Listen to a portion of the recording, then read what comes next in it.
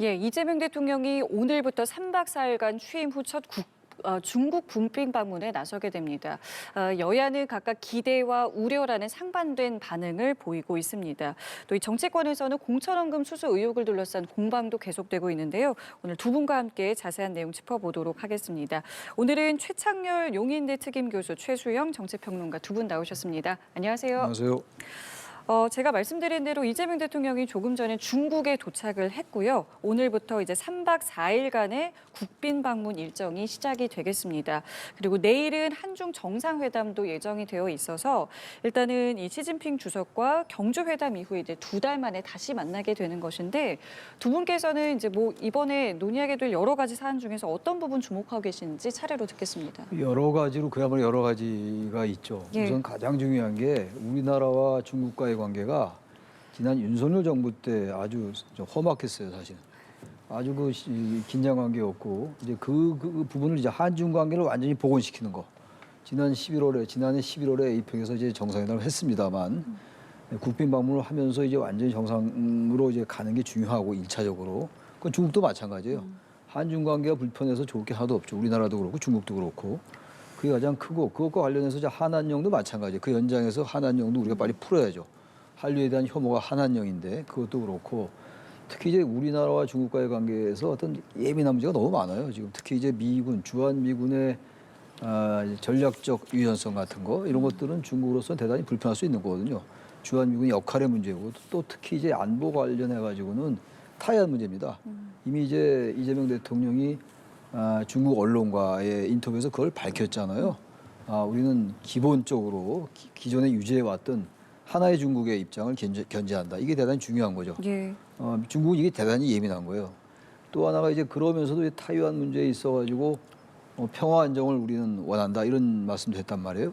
이게 참 우리나라로서는 하나의 중국이면서 평화 안정을 원하는 이런 상황. 이거를 이제 중국을 이해시키는 게 중요하고 또 하나가 한미일 공조가 계속 유지되는 이런 상황이기 때문에 우리나라로서는 어쨌든 간에 중국과 미국과의 관계에서 좀 심하게 말씀드리면 좀 하나의 선택을 강요당하는 경우가 종종 왕왕 있단 말이에요. 이런 걸 충분히 이해시켜야 돼요.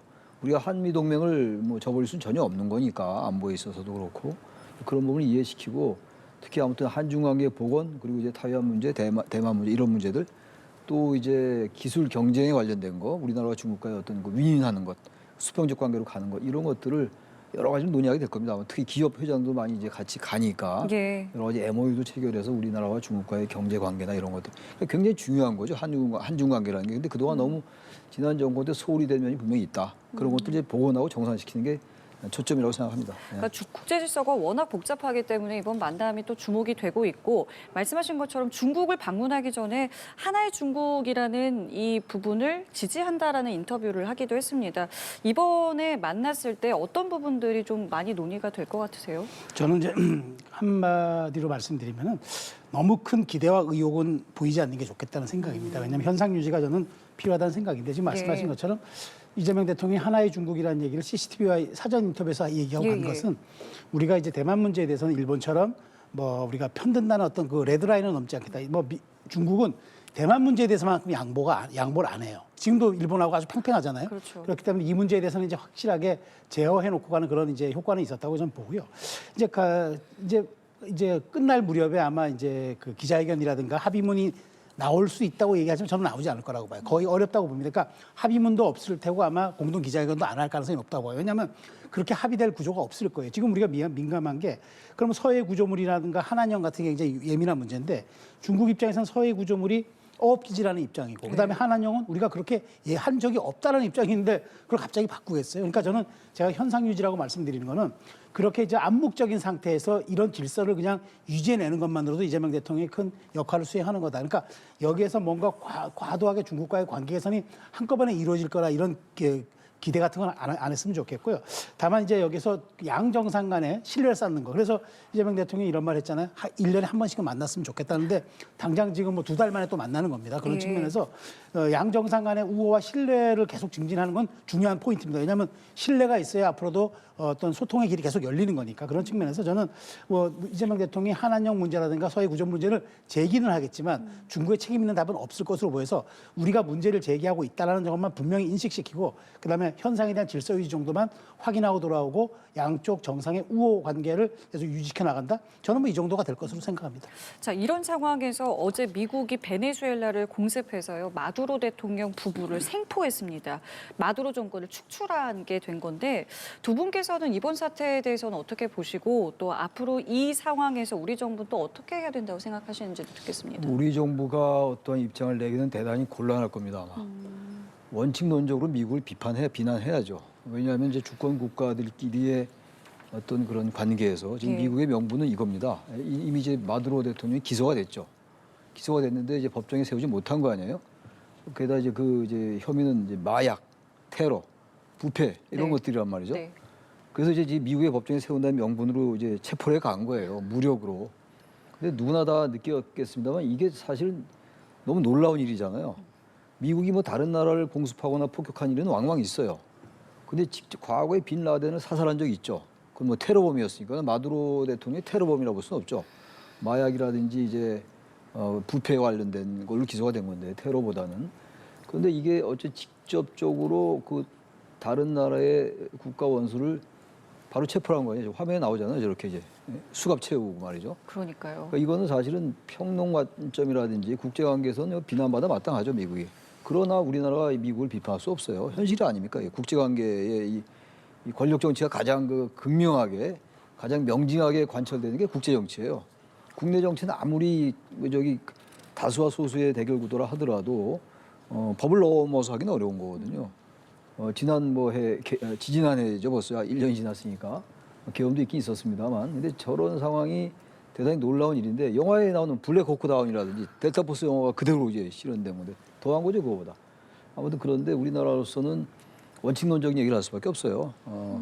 이걸 뭐라고 얘기를 하겠어요, 우리가? 미국을 비판하겠습니까? 그렇다고 베네수엘라를 뭐 비난을 하겠어요. 지금 이 상황 속에서는 일단은 원칙론적인 입장을 견지할 수밖에 없다. 그렇게 원론적으로 말씀드립니다. 네. 뭐 저도 뭐 같은 생각입니다. 그런데 이제 이렇게 된 것을 놓고 볼 때 사실 이건 베네수엘라가 자초한 측면이 사실 있는 거죠. 어찌 보면은 사실 뭐 주권 국가가 분명한 거고 그다음에 정말 그 국민들이 뽑은 대통령이긴 하지만 지금 5년 사이인가요?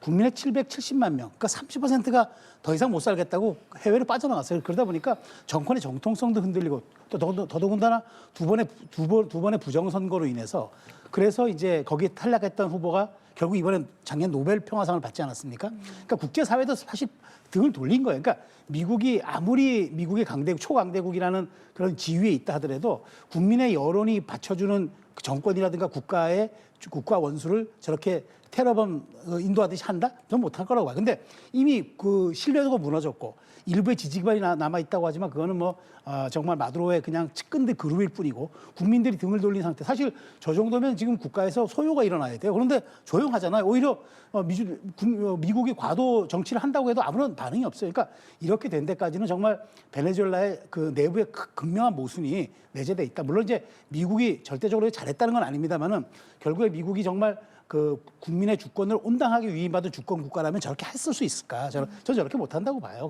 그렇기 때문에 저는 국제사회에 주는 충격, 물론 힘에 의한 정치 이건 안 된다고 봅니다. 그렇지만 우리는 최 교수님 잘 지적하셨다시피 국제정치의 엄혹한 냉엄한 현실을 잘 판단하면서 결국 우리도 여기에서 가장 중요한 것, 우리가 스스로에 대한 자의력과 국력 이게 어느 때보다도 절실하다. 이거는 뭐 여야 할 것 없이 느끼는 사안인 것 같습니다.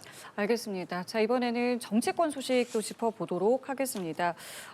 정청래 대표가 지금 민주당 내에서 있는 이 공천원금 의혹에 대해서 사과의 목소리를 내면서 그러면서도 이제 무관용 원칙을 강조했습니다.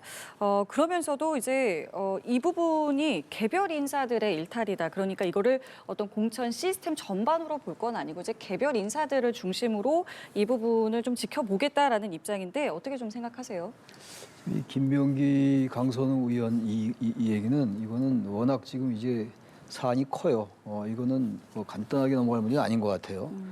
여러 가지 지금 의혹도 많고 또 진위 공방도 일정 부분 있고 말이죠. 이런 상황인데 솔직히 말씀이 이런 게 있죠. 공천 헌금이라고 우리가 흔히들 말하는 건데 국회의원과 지방의원 출마자와의 관계라든지 또 국회의원도 마찬가지죠. 공천 관련해 가지고 어떤 돈이 오가는 이런 것들을 많이 들어왔잖아요. 어디까지가 진실이고 어디까지가 사실인지 모르지만 그런 일단이 지금 수면 위로 올라온 겁니다. 이게. 그래서 이 부분은 지금 특히 뭐 특정 정당에 관련된 문제가 아닌 것 같고, 물론 당연히 강선우, 김병기 의원 이제 수사에 들어가는 거 고발이 많이 돼 있잖아요 지금. 뭐 특검 얘기는 나중에 또 두고 봐야지 될 것 같고. 근데 과연 우리나라 공천 시스템이 이제 어떤 것이냐? 이건 왜냐면 현금이 오고 가면 말이죠. 돈을 준 사람이나 돈을 받은 사람이 얘기를 안 하면 아무도 몰라요. 그리고 이게 종종 이제 재판까지 가더라도 무죄가 나는 경우가 꽤 있었죠. 뇌물 같은 거. 꼭 공천 관련이 아니라 하더라도 무죄로가 나는 경우가 있는데 이게 증거가 없기 때문이거든요. 심증은 가지만 증거 없으면 안 되는 증거 법정주의니까. 그러니까 이 부분을 어쨌든 공천 시스템의 문제고 공천 제도의 문제고 이런 건데 글쎄요, 이걸 어디서부터 어떻게 이거를 손봐야 될지 모르겠어요. 쉬운 문제가 아닙니다. 이 공천에 관련된 게 예를 들어서 우리나라 공천이 전략 공천도 있고 또 경선하는 경우도 있고 여러 가지 케이스가 있습니다. 같은 선거 그리고 같은 정당이 하더라도 그런 상황이기 때문에 이번 공천원금이 이제 불거지면서 일단 여기에 대한 이 사안에 대한 수사를 분명히 해야 되고. 국민의힘은 특검을 해야 된다라고 특검은 하던데요. 일단 저는 그래요. 이게 만약에 경찰이 수사를 이제 맡았잖아요 지금. 광역수사대가 맡았는데 이게 경찰이 어쨌든 지금 강선우, 김병기 의원이 지금 현재 집권 여당의 의원들이란 말이죠.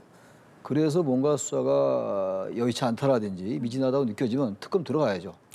그런데 지금 아직은 그럴 때는 아닌 것 같아요. 일단 수사가 아마 경찰도 이거를 파헤칠 거예요. 그리고 정청래 대표도 이거 무관용으로 한다는 거 아닙니까? 그렇죠. 민주당이 이 부분을 뭐 비호할 리도 없을 것이고 비호해서도 안 되는 거죠. 그러나 당장 무조건 특검이다. 이건 좀 시간을 보면서 경찰 수사를 좀 지켜보자. 지켜본 다음에 이걸로는 안 되겠다. 계속 의혹이 나오고 혐의가 나온다면은 그때 뭐 특검 얘기가 나올 수 있겠죠. 그러나 당장 특검을 하냐 이건 본질은 아닌 것 같아요. 지금 이 사안을 지금 이제 민주당이 엄중하게 보고 있으니까 이걸 이제 정확하게 수사해 나가는 걸 지켜보고 근데 그게 뭐 며칠 상관이겠죠. 특검이 이제 탄력을 받는지 안 받는지. 그러니까 이것도 국민 여론을 좀 봐야 돼요. 국민 여론이 이거 특검해야지 안 되겠다. 경찰 수사 못 믿겠다로 한다면 특검으로 가는 거고 민주당이 거부할 이유도 없어요. 그렇지 않고 이건 경찰 수사를 잘하는 것 같다. 지켜봅시다 하면 이건 국민 여론이 그렇게 된다면 특검은 좀 보류하고 뭐 이렇게 되는 거겠죠. 평론가님 생각은 어떠세요? 저는 이게 가장 중요한 부분이 이거라고 봐요. 지금 뭐 이 두 사람에 대해서는 무관용 원칙 뭐 이렇게 얘기하면서 강력한 대응을 한다는데 이 사안이 두 가지 갈래예요. 첫 번째 사건이 벌어진 강선우 의원 사건은 2022년 사건이고 그다음에 김병기 의원 사건이 벌어진 건 2024년인데 김병기 의원은 두 번 다 관련이 돼 있는 거예요. 2022년에 강선우 의원의 1억 수수 의혹 사건 때는 서울시 공관이 간사였고 당시 이제 그 녹취록이 나왔던 그 화제가 된 그 사안 장면이고 2024년은 본인이 연루된 사안인데 본인이 당의 검증위원장을 맡아 있으면서 그것을 그냥 자체 셀프 조사해서 뭉갰다는 거잖아요. 근데 이게 그때는 왜 문제를 안 삼았죠? 그때는 왜 그때만 하더라도 다 시스템이 돌아가던 시절이었는데 왜 그때는 문제를 안 삼았고 더더군다나 2024년은 이재명 대통령이 당시 당 대표였어요. 그럼 분명히 이재명 대통령과의 연관성 문제, 대표실과 연관성 문제 분명히 있을 거라고 생각이 되고 두 번째, 이 두 분은 강선우 의원은 이재명 정부의 초대 내각 장관 후보자였고 김병기 의원은 초대 이재명 정부의 원내대표입니다. 자, 장관 후보자와 원내대표, 실세 중에 실세들이고 대통령실이 다 찍은 사람들, 특히나 이제 조율하는 사람들이었어요. 그런데 이 두 사람이 다 관련이 되는데 왜 대통령실은 침묵하는 거죠? 그 당시 2024년에는 이재명 대통령이 당대표였고 당시에 지금 의혹 중에 하나가 그쪽으로 이수진 전 의원은 그쪽에 대표실에 이걸 전달했는데 결국 돌고 돌아 그게 김병기 의원 손에 들어가서 위안부야 되고 오히려 그래서 상대에게 겁박하는 용도로 사용됐다는 거잖아요. 이렇게 되면은 저는 대통령실의 침묵은 이거 선택적 침묵인 거예요. 왜 마치 당에서 이건 당이 알아서 할 일이라 여기 얘기하는 건데 이건 당이 알아서 할 일이기도 하지만 문제의 본질에는 대통령실도 의혹으로 자유로울 수가 없어요. 그렇기 때문에 당에 대해서만 모든 책임을 지우는 것과 이 두 사람에 대해서만 무관용 원칙 적용하겠다. 그리고 엄중하게 하겠다. 잘못하면 꼬리 자르기로 끝날 수 있습니다. 그러면 특검에 대한 국민적 여론이 더 분란이 나올 수 있기 때문에 그러면 대통령실은 2024년도에 어떤 일이 있었는지 대표실이 어떻게 했는지 이거는 밝혀줘야 돼요. 그러지 않으면은 대통령실의 의혹 연루도 자유스러울 수 없습니다. 그러니까 이게 김현지 실장의 이름도 사실 지금 나오고 있는 것이 그러니까 이수진 전 의원이 이 부분을 그러니까 탄원서를 당시 이제 이재명 대표의 보좌관이었던 김현지 실장에게 이걸 전달을 했다라는 것이고 이게 대표에게도 보고됐고 윤리감찰단에 넘겼다라는 답도 들었고 녹취도 있다라는 게 지금 이수진 전 의원의 주장인데 그렇기 때문에 이제 대통령실이라든가 김현지 실장도 입장을 내놔야 되지 않겠느냐라는 발언이십니다. 관련해서는 어떻게 좀 봐야 되겠습니까? 그러니까 이재명 대통령이 당시 대표였으니까 그리고 김현지 지금 부소실장이 당대표 보좌관이었단 말이에요. 네. 여기에 대한 해명이 나와야 될 것 같아요. 근데 전달이 됐는데 이수진 전 의원의 주장이 어디까지가 사실인지를 봐야 되겠죠. 그것도 이수진 전 의원의 주장이기 때문에 그렇죠. 거기 그 주장을 한다고 해서 거기서 바로 해명을 할 필요는 없는 거죠. 이 상황을 좀 보고 이제 언론의 이제 방향을 좀 봐야 되겠죠. 이제 이게 어떻게 이 이슈가 이게 확산되느냐를 본 다음에 얘기를 하겠죠. 계속 이제 이 부분이 진실이고 사실인데 아무 반응을 안 할 수는 없을 거예요. 그때 그럼 어떤 경위를 통해서 다시 당사자인 김병기 당시 검증위원장 손에 들어갔는가? 이건 대단히 궁금하잖아요. 그 당사자가 김병기 의원이었는데, 따라서 이거는 어떤 경위, 어떤 경로를 통해서 그 탄원서가 다시 그 본인의 손에 들어왔느냐? 이게 당 대표의 손에 들어가지 않고, 그건 좀 규명할 필요가 있다고 생각해요. 상황을 좀 보겠죠. 예. 그러니까 계속 이제 말씀하시는 거는 이게 어디까지 갈지 또 사과할지 여부도 뭐 일단 이 주장의 신빙성도 봐야 되는 것이고 나아가서 특검까지도 일단은 수사 상황을 좀 지켜보자라는 말씀이십니다. 근데 저는 하나 좀 지적드리고 싶은 게, 자, 근데 이수진 전 의원이 주장이라고 쳐요. 예. 그러면 김현지 신실장이 한마디만 하면 됩니다. 전혀 사실무근이고 나는 그때 관여한 바가 없다. 그럼 되는 거예요. 근데 자, 대통령실 조사는 누가 합니까? 이 김현지 의원의 당시 실장에게 보좌관에게 전달됐고 이것이 김병기 의원에게 다시 돌아가게 하는 그 과정 자체는 지금 당이 조사할 수 있나요? 지금 대통령이 된 분인데 그 보좌진들이 다 지금 청와대로 들어갔는데, 그러니까 저는 이래서 잘못하면은 우리는 관계없고 당이 알아서 하라는 꼬리자리로 끝날 수 있다라는 의혹을 제기하는 겁니다. 지금 장동혁 당대표, 국민의힘 당대표가 얘기하는 게 그거 아닙니까? 김병기 대표를 봐줄 당시 검증위원장과 수석사무부총장을 봐줄 수 있는 사람은 그 윗선일 수밖에 없을 것이다. 그 윗선에 대한 지금 의혹을 제기하고 있는 거 아니에요? 근데 그 윗선 조사를 지금 과연 정청래 당대표 체제에서 할 수 있을까요? 저는 그렇기 때문에 입장을 내야 된다고 얘기를 하는 겁니다. 사실이면 사실이 아니라고 얘기를 하고, 사실이 맞다면 어디까지가 우리가 관여해서 윤리위를 통해서 내려갔고 이런 것들을 얘기해 줘야지. 그러지 않으면 이건 미궁에 묻혀요. 경찰 조사 여기 못 합니다. 왜냐하면 이거는 청와대 관련된 일이기 때문에. 그렇기 때문에 저는 이 부분에 대해서, 그래서 잘못하면 이게 특검 도입론이 나올 수밖에 없다. 그런 측면에서 민주당의 대응이 소극적이거나 꼬리자르기를 할 때는 아마 굉장히 특검에 대한 도입 여론이 비등해질 거로 저는 봅니다. 알겠습니다. 그럼 이 부분도 좀 두 분께 여쭤볼게요. 이해운 후보자의 논란이 계속해서 나오고 있습니다. 뭐 배우자의 땅 투기 의혹도 있고요. 이번에는 과거의 이슬람 비하 발언도 지금 논란이 되고 있는데, 청문회를 앞두고 있는 상황에서 논란이 지금 뭐 거의 하루에 하나씩 지금 나오고 있는 상황입니다. 그렇기 때문에 야당에서는 이거는 지금 자진 사퇴를 해야 되는 사안이다라고 이야기를 하고 있고요. 여당 내에서도 뭐 여러 가지 좀 신중한 분위기가 좀 읽히고 있는데, 글쎄요, 청문회까지의 상황 좀 어떻게 좀 봐야 되겠습니까? 여당 내에서도 지금 진성준 의원이라든지 예. 박홍근 의원, 장철민 의원은 사퇴된다라는 예, 말도 예. 했어요.